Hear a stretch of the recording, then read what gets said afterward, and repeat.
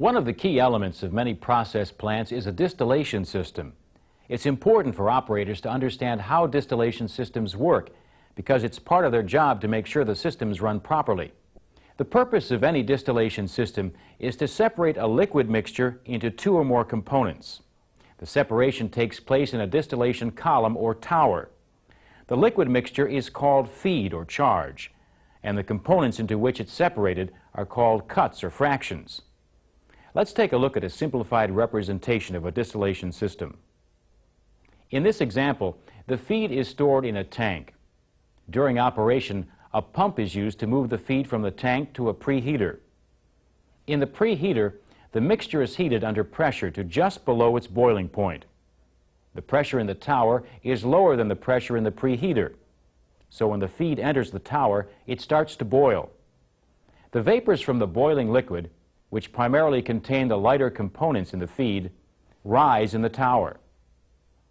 The remaining liquid, which consists primarily of the heavier components in the feed, moves down the tower and collects at the bottom. Some of this liquid is drawn off as the bottom's product, and some of it's routed to a device called a reboiler, which is connected to the bottom of the tower.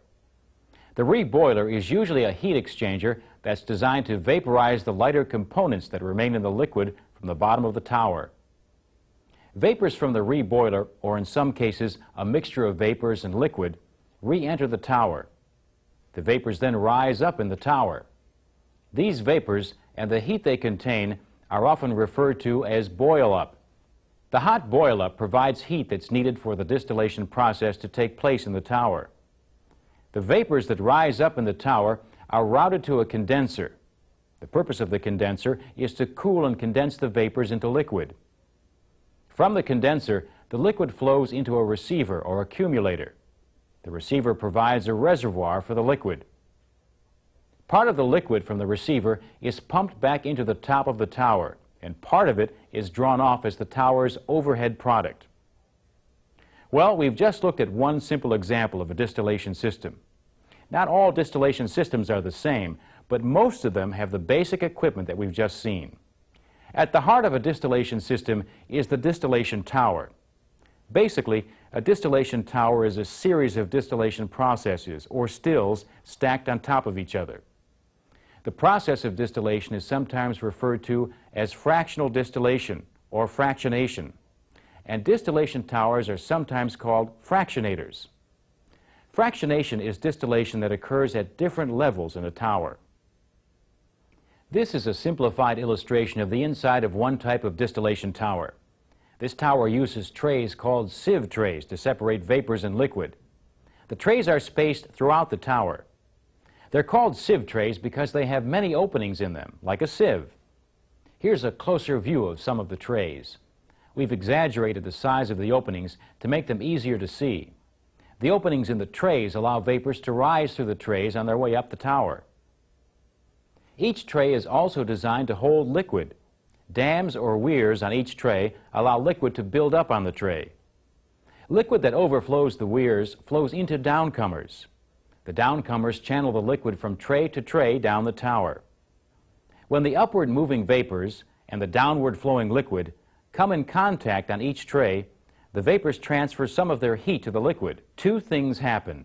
The heavier components of the vapors become cooler and condense into liquid, and the lighter components of the liquid boil. The vapors then rise toward the next tray. As this process continues, the rising vapors contain a higher concentration of lighter components and a lower concentration of heavier components. So this is how the distillation process is repeated on each tray as the vapors rise through the tower. Now, not every distillation tower is designed in the exact same way. However, every tower can be divided into three basic sections.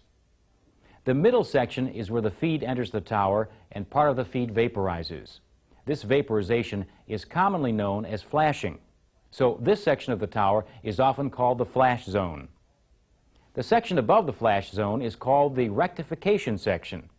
In this part of the tower, the concentration of lighter components increases. The section of the tower below the flash zone is called the stripping section. In this section, the lighter components are vaporized or stripped from the heavier liquid. If a distillation tower worked perfectly, it would produce pure products. Unfortunately, that's not the case. The lighter products usually contain some heavier fractions, and the heavier products usually contain some lighter fractions. This is sometimes referred to as overlap. Distillation systems use several methods to help maximize the purity of the products. One of these methods is called refluxing. The vapors coming off the top of the tower are condensed in a condenser and then collected in a receiver. Part of the liquid from the receiver is sent to storage or to other units in the plant as the tower's overhead product. The rest of the liquid is pumped back into the top of the tower. The liquid that's reintroduced into the tower is called external reflux. Because it consists of liquid that was cooled in the condenser, the external reflux is cooler than the liquid in the top of the tower. As the external reflux cools the top of the tower, vapors made of heavier fractions condense. The liquid made of heavier fractions flows down the tower and is referred to as internal reflux.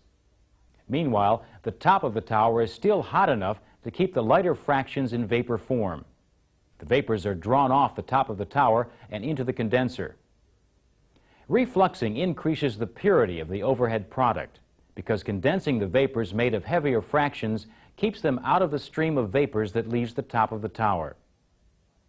Another method used to maximize product purity is called reboiling. The bottom's liquid that's drawn off from the tower is sent to a heater called a reboiler. The rest of the bottom's liquid is sent to storage or to other units in the plant as the tower's bottom's product.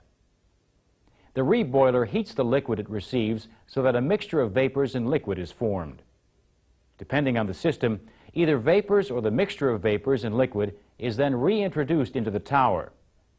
The hot vapors cause any lighter fractions in the liquid at the bottom to vaporize and move up the tower. This reduces the amount of lighter fractions in the bottom's product.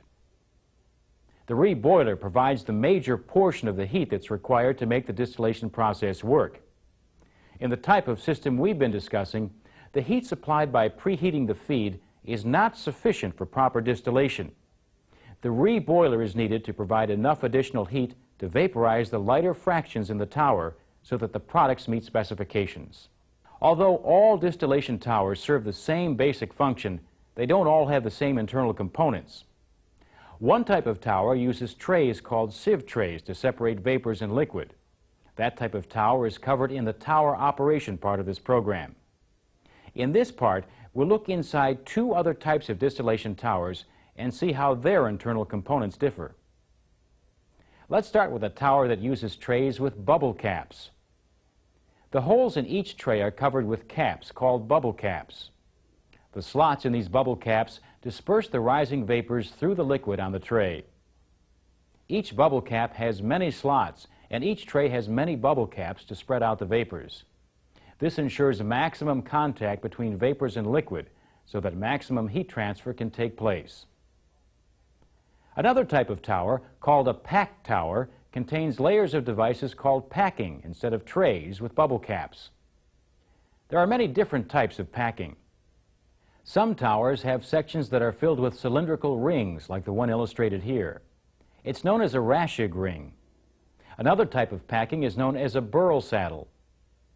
The packing breaks up the liquid so that it flows over a large amount of surface area. This exposes more of the liquid to the vapors and increases heat transfer from the vapors to the liquid. Packing can be made from many different materials, including porcelain, copper, aluminum, and iron. The main requirement is that the material must be compatible with the liquid in the tower and the conditions under which the tower is operated. This is a section of another type of packing from a distillation tower. It's called a packing grid. Each layer in the grid has spaces for vapors to rise through the packing on their way up the tower. Liquid flows over these surfaces, which channel the liquid as it flows down the tower. The packing grid provides a great deal of surface area where contact between the vapors and the liquid can take place, so heat transfer is maximized. Some of this liquid is drawn off as the bottom's product, and some of it's routed to a device called a reboiler, which is connected to the bottom of the tower. The reboiler is usually a heat exchanger that's designed to vaporize the lighter components that remain in the liquid from the bottom of the tower. Vapors from the reboiler, or in some cases a mixture of vapors and liquid, re-enter the tower. The vapors then rise up in the tower. These vapors and the heat they contain are often referred to as boil-up.